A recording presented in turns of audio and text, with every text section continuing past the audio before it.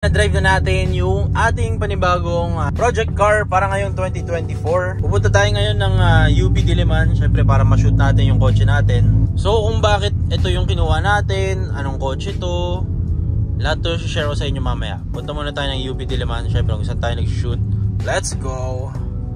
Puro! Andito tayo ngayon guys sa UP Diliman. Gusto ko i-share sa inyo yung ating panibagong project car, which is itong sinasakyan natin ngayon. Okay, kung friend ko kayo sa Facebook, siguro kung nakafollow kayo sa page natin, which is yung Rich Potato, alam nyo guys na naghahanap ako personally talaga ng panibagong project car. Kasi nga, bawi-bawi na tayo sa mga gastusin natin dun sa nasunog natin bahay. Para sa mga magsabi na di pa tapos yung bahay mo, bumili ka na naman ng ganito guys. Okay, ito yung trabaho natin na mag-share ng knowledge sa inyo sa pagbubuo. Kung gusto nyo ba bumuo ng Forester, kung gusto nyo ba bumuo ng Accord, gusto nyo pabuo ng CR-V, ano ba yung magandang tint, ano ba yung magandang gulong, magandang wheelset, para mapapaporman yung sasakyan mo. So kaya ako actually guys, bumibili tayo ng mga sasakyan is para masubukan natin and ma-share ko yung experience sa inyo. Baga contents kasi natin is bumuo talaga ng kotse and yung everyday life ko guys is umiikot lang talaga siya sa pagkokotse, no? So wala naman akong ibang ginagawa, full time YouTube lang talaga tayo. For me, pag bumibili ako ng bagong kotse, hindi ko siya iniisip na gastusin guys, kasi syempre ito rin naman yung trabaho natin, umiikot lang talaga yung revenue natin. Since pag binenta ko yung mga naging alaga natin is lugi rin naman talaga, no? So to be honest guys, gusto ko lang mag-share ng knowledge sa inyo about sa mga iba-ibang kotse, no? Kapag bumubuo kayo yung mga problema nyo sa pwede magpagawa, ano ba, tulad dito, panibago na ng project car, no? Wala akong makita online kung saan nagpapagawa, so kailangan ko na naman hanapin sa Facebook.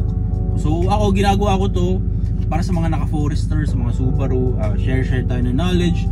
Kanina ba pwede magpagawa ng ganito, ng aircon ng ganito, di ba? Subaru Forester 2010 na XT guys.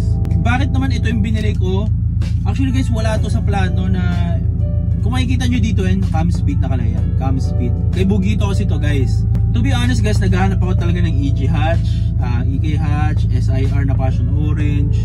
Honda Accord, actually gusto ko rin bumuli ulit ng Honda Accord kasi wala na akong makitang kasing kinis ni Casper talaga, yung tipong alam mo yun, kahit yun ever since nasa utak ko na yun, totga ko talaga ang kotse na yan. Ang tagal ko actually guys naghanap ng EG hatch, ang tagal, siguro mga months ako naghanap ng EG hatch. Sa akin, para sa akin okay na yung stock, kasi basta sa akin latag yung itsura ng kaha, either balagbag, walang interior pero nakamakina, either stock pero maganda yung interior pero balagbag yung kaha, or dock naman na maganda yung makina pero pangit interior tas pangit kaha. Wala akong nakikitang perfect match.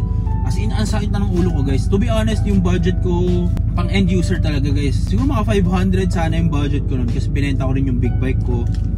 So para sa akin, naghahanap talaga ako ng pang-aring e-hatch. Kaso wala akong mahanap. So lumipat ako sa passion orange naman na SIR. Kaso yung SIR, sobrang mahal pala ng SIR, no? Actually nagulat ako guys. Yung mga gusto kong itsura, mga nasa 1 million, 700. Meron namang mga 400 below, 500 below. Pero hindi siya ganun kalatag, no? So para sa akin, naisip ko nung mga time na yun, hindi talaga para sa akin yung SIR. Ngayong age ko ng buhay, no? So isip ulit ako, hanggang sa napunta ako sa CR-V na. Ayan, CR-V. Pumasok yung CR-V guys kasi nabenta natin si Harvey. So para sa akin, nag-user ako ng CR-V.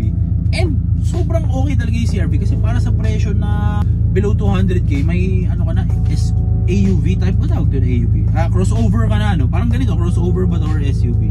Na 5-seater, na may extra space sa likod. Yung gusto kong itsura na yung modulo, naka-modulo kits, naka-sunroof.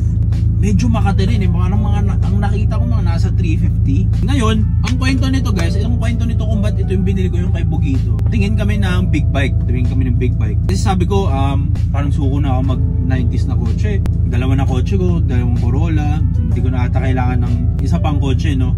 So sabi ko, sige big bike, try natin mag big bike. Okay, may nakita kaming S1000RR na 2016 pababa. Pero yun, kapag binili ko yun guys, medyo walang revenue, walang YouTube, hindi ko ma-share sa inyo yung mga knowledge, hindi ako makakapag-connect sa inyo. Parang doon na yun, kasi hindi naman tayo bike content, diba? Bago natin ituloy ang ating video, gusto ko muna i-share sa inyo na favorite nating site, which is ang 1xBet, is to improve na ngayon 2024. So ngayon 2024, dahil nga meron na silang sariling application sa phone, syempre mas madali na mag-cash in and mag-cash out. At syempre mag-deposit para makapag-bet tayo. So paano nga ba i-download yung 1xBet? Search nyo lang sa Play Store or sa App Store, Android or iPhone, meron niyang application sa phone. So punta lang kayo sa App Store or sa Play Store nyo, search nyo lang dyan 1xbet, tapos lalabas yung window na yan. Share ko lang sa inyo guys, dati kasi wala silang application sa phone. So ngayon, syempre mas madali na. And syempre, mas reliable to kasi hindi na kayo magkiklik ng kung ano pang link. Anyway, meron tayong voucher para makatanggap kayo ng $100 from 1xbet. And from me, no? So papakita ko mamaya kung paano nyo malalagay yung voucher natin. Lalagay nyo lang rich potato, tapos makukuha nyo yung $100 na voucher na parang panimula kung tawagin. So first deposit nyo, lagay nyo yung voucher na rich potato, tapos makukuha nyo yung $100 na yun. Anyway, kapag na-download nyo yung application na 1xbet, mapupunta kayo sa page na to. So tara! So napakadali lang mag-register dito guys. Siyempre click nyo lang yung green sa taas, register. Tapos sa code dito may lalagay yung phone number mo. Ito rin yung gagamitin mo pang login mo. Tapos dito nyo magagamit yung rich potato na code. Siyempre $100 yan guys na bonus diyan. Pesos, dollars yan. So napakadali lang mag-register. Makakapag-bet ka na agad. So siyempre kailangan mo maglagay muna ng pera para makapag-bet ka dito sa betting site. Kaya nga siya betting site, diba? So maganda sa betting site na to, sobrang daming laro. Siyempre meron dito football kung fan ka ni Messi o ni Ronaldo, tennis, meron din. At syempre, yung paborito ng Pinoy, hindi mawawala talaga dyan yung basketball. Pwede ka tumaya dito, NBA, PBA, at kung ano-anong liga pa. Yun ang maganda dito sa 1xbet, sobrang daming varieties ng mga laro. Sobrang user-friendly ng app na to, so hindi ka talaga malilito, hindi ka maliligaw. Subukan nyo na tong 1xbet, wala namang masama pag nagtatry. Alay mo, kayo na yung susunod na swerte. Hindi naman tayo bike content, diba? And then, naisip ko na, di ba may Subaru ka, Ralph? Ralph kasi pangalan ni Bugito. Sabi ko, di ba may Subaru ka? Binibenta mo ba yun? Sabi niya, binibenta ko yun, which is ito yun guys, which is itong kotse nito. Sabi niya, binibenta ko yun, 480k. Sabi niya, ha? Sabi 480k? Eh, ang presyon kasi ng ganito guys, mga nasa 350 to 430 kapag naka-turbo guys. Meron kasing dalawang variant ito, yung non-turbo, yung NH, at itong turbo. Ito yung XT. Ito yung kumbaga top of the line, 2.5 liter turbo and all. Ngayon sabi ko, sige, bibili ko yung 380 ganyan. Sabi ko 380 bilhin ko sa'yo. Pero hindi ka talaga, wala to sa option guys. As in Forester, ayoko ng Subaru kasi mahal to. Di ba eh, kanino ko papagawa? Wala akong alam sa kotse na to guys. As in, for the fact na in-offer ko lang sa kanya, sabi ko, kung ayaw mo kunin sa 380, kung ayaw mo ibenta sa 380, okay lang naman. Ako nag-offer lang ako, gusto mo ibenta sa 380, benta mo, pero kung ayaw mo, okay lang rin kasi wala naman sa options ko. So sabi niya, sige, pag-iisipan ko, ganito ganyan, hanggang sa nag-usap kami. Gabi to guys, gabi. Kasi usually gabi talaga kami tumatambay sa labas.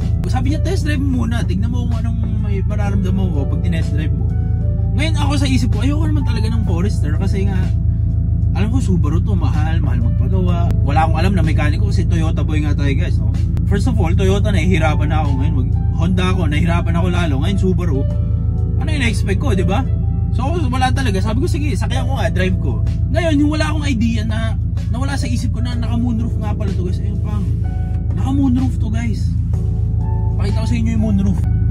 Ayun, tignan mo yung moonroof. Damn. So naisip ko, fuck, ito na yung mga weakness ko, yung mga moonroof, sunroof, ganyan. Buti na lang hindi to beige interior, kasi kung beige interior to, wala na, tapos agad, wala na usap-usap. Ito na yung pinili ko. Pero, paisip ako kasi, sabi ko nga, yun nga, mahal.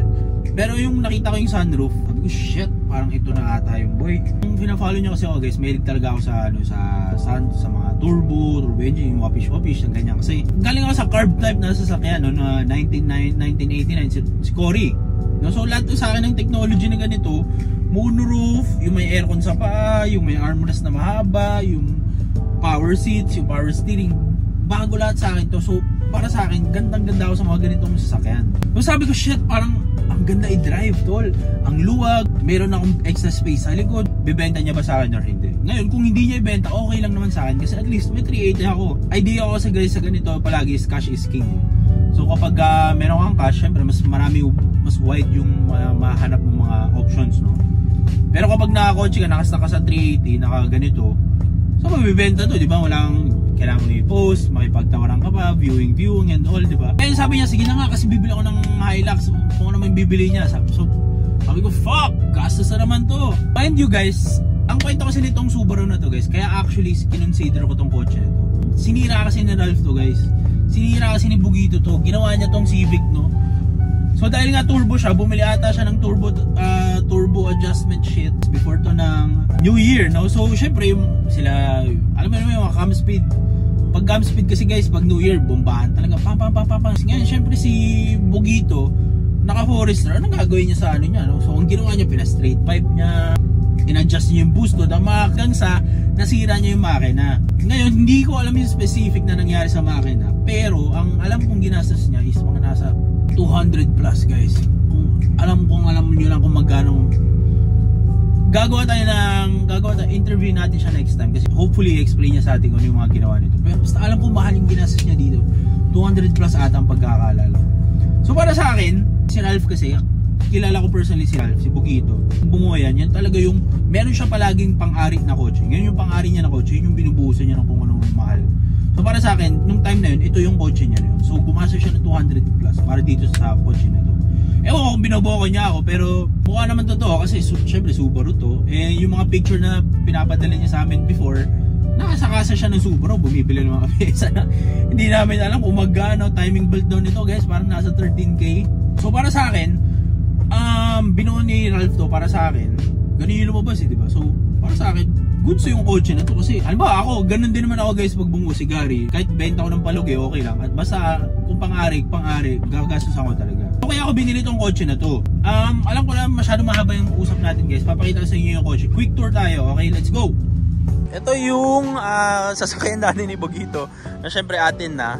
Isa tong Subaru Forester 2010. So ito ay isang 2.5 liter na EJ25 something. Ang kinagandaan kasi ng kotse na to guys, dahil nga sabi ko sa inyo, bagong rebuild yung makina nito dahil sinira niya nga, akala niya Civic. Kaya ito yung mga points kung bakit ko ito binili. Bagong rebuild makina, nakatindig na yan, tignan mo naman. Pang, 'di ba? Rega Master, nakagoma, tsaka pintura guys. Damn. Ayawan mo ba? Tignan mo naman.